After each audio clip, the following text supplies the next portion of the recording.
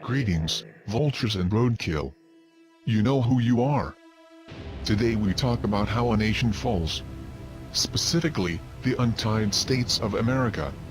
You only have to go back to the first half of this century to find out when, and how, the poison was injected.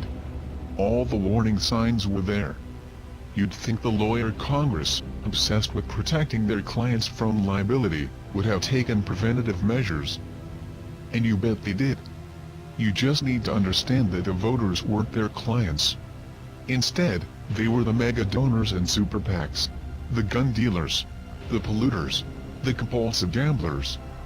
They got all the protection they needed. Income inequality was the adorable name they gave to the sickness. Then wealth gap reduced it to 2 syllables. When we finally got it down to 1, fraud, the disease was irreversible. Before that, it was the 1% against the 99. Then that came down to the 0.01%. Then 0.001%. Then 0.0001%.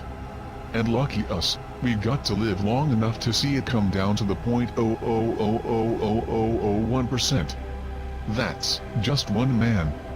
But we'll get to him later. The profoundly, obscenely rich always had one real talent: convincing the government they should pay no taxes. And as the gravitational pull of their bank accounts gathered more wealth, there was less for the rest of us. As our income went down, so did our taxes. And when the gap between us turned into a bottomless canyon, presto! Government revenue at historic lows. Time for a garage sale. Everything we can afford has to go. Highway system, prisons, schools, power grids, security sector. Take it away, corporations. You win it all. But now, you're responsible for it. Good luck with that. The government still has bills to pay though. Welfare breaks new records every year. Tax the churches. The secular population has wanted that for decades, and it works for a while, but there's a trade-off. Now churches can be run for profit. And, oh, the krakens, that releases. Guess what? Religion sells. Big time. Pretty soon, the biggest churches elbow into the corporation club and we're back to square one. Where does the government go when all the stones have been bled dry? To another quarry. Being the world's policeman nearly bankrupted us, but the world liked it enough to pay for it with historic loans to the US government.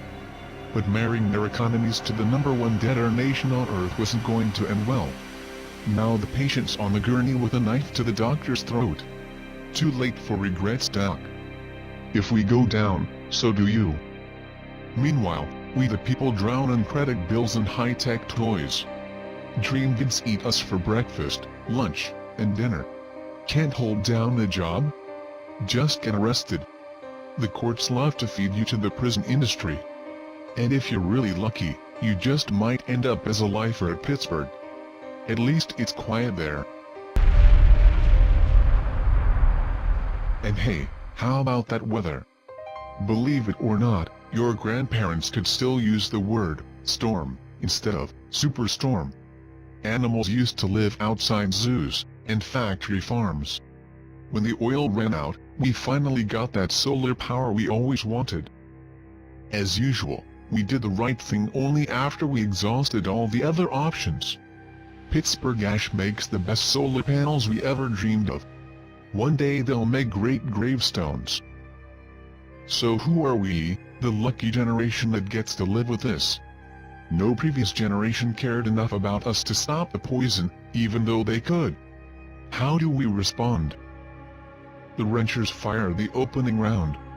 The first strike in the wealth gap war was the wiping of bank records.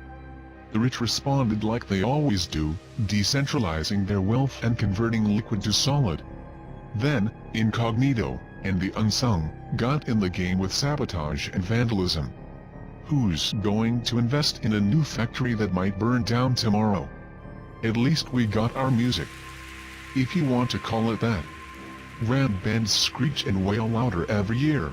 Whether in flesh and blood or in dream vids, they're in a perpetual tantrum. But what else can we do? We see what's coming, but we're helpless to stop it. An active intelligent mind, in a paralyzed decomposing body, will eventually break.